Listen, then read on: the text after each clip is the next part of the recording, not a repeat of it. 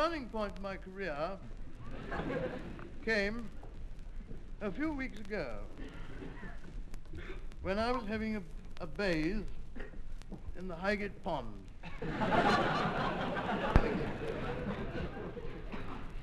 It's a strange story because I was all on my own. This was just a few months ago, and I was sitting by the water. Having finished my sandwiches.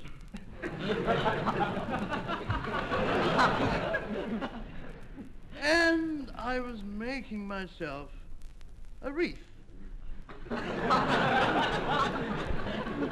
Yes.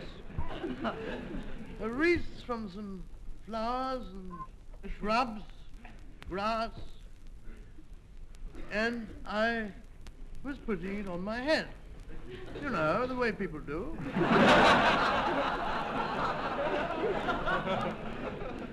And then, you see, then I did something very silly because I forgot to take it off. And I went into the water with it on. And I swam, enjoying the tadpoles.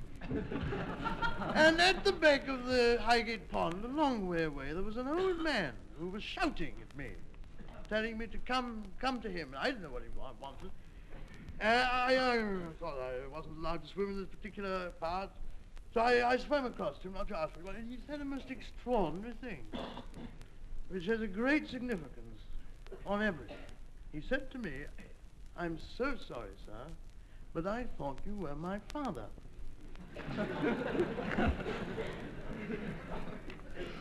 Now, I'm going to... You work that out. How much time do I have? An hour? We have to be home by midnight. I don't know whether there's time for you to tell you my Turkish bath story. Do you want to hear that? Yes?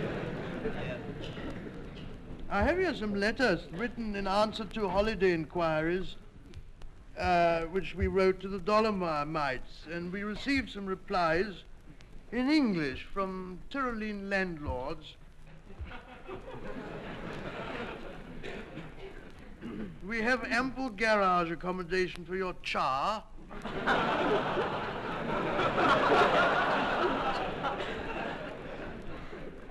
In the close village, you can buy jolly memorials for when you pass away.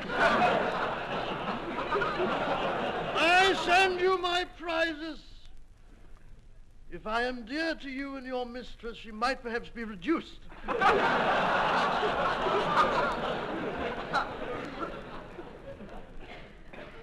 We are also noted for having children. Dear madam, this was to my wife. I am honorable to accept your impossible request. Unhappy it is, I here have not bedroom with bath. A bathroom with bed I have.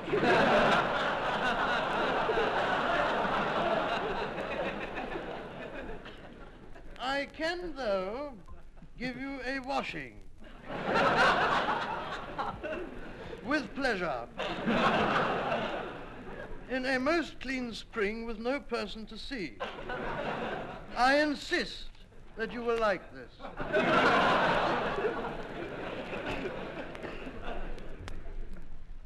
Honored. This is another letter to me. I am amazing diverted by your entreaty for a room. I can offer you a commodious chamber.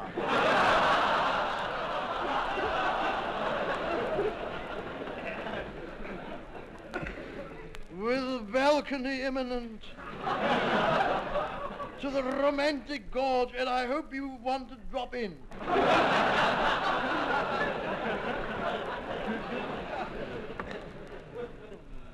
A vivacious stream washes my doorsteps. So do not concern yourself that I am not too good in bath. I am superb in bed.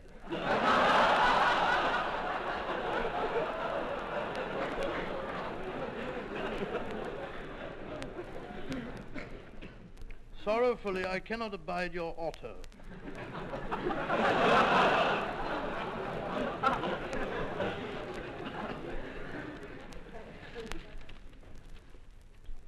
Standing, this is it, having freshly taken over the propriety of this notorious house.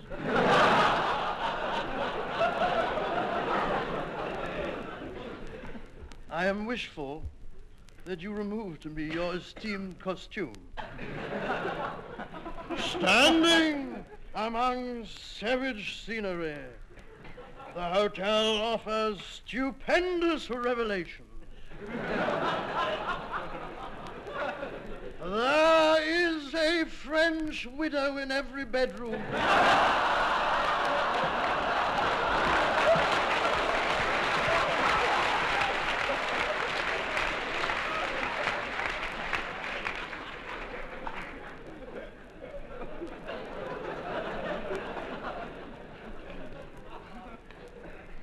Affording delightful prospects.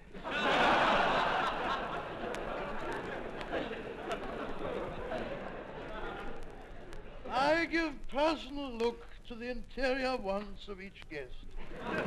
Here you shall be well fed up and agreeably drunk. Our charges for weekly visitors are scarcely creditable.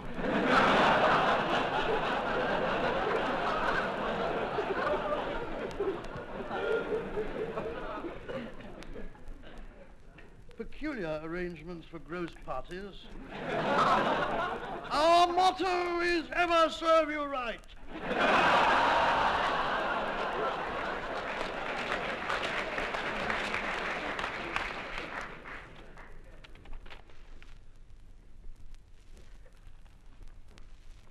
$38, huh? Life starts at 38. Now, for me, life is going to start now, and I'll tell you when. If I see this government encouraging the arts in this country and spending their money on things like opera and concerts and new music, the sort of thing that people don't do anymore. It wants some crank like myself to put on some wild concert. People come to that. But if you put on a concert of music by Honegger or Schoenberg or Bartok, the public keeps away. And it's up to you, all of you, to attend these functions, to encourage the arts, and see that the money is spent on things like an opera house. You know that I was told the other day that the Hamburg town council spends more money on the opera alone than the Arts Council spends on the entire arts in Great Britain. Yes. I don't know. How? That may well be. But then, take it this way. Look at the money we spend on armament. Look at the money we devote to senseless things. And for me, I'm not talking about you, I'm talking about me now.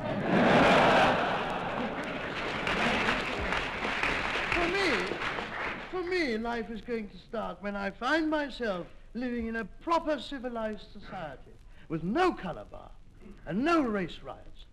And that's not the worst, but in a society where young people stand up when they feel that some injustice is done, because they don't. People don't stand up. They will not stand up. They sit back and they say, oh, this is a great pity, and that's that. But that's when life is going to start for me, when I find people standing up and do something about the things they feel strongly about, these appalling things. That's all.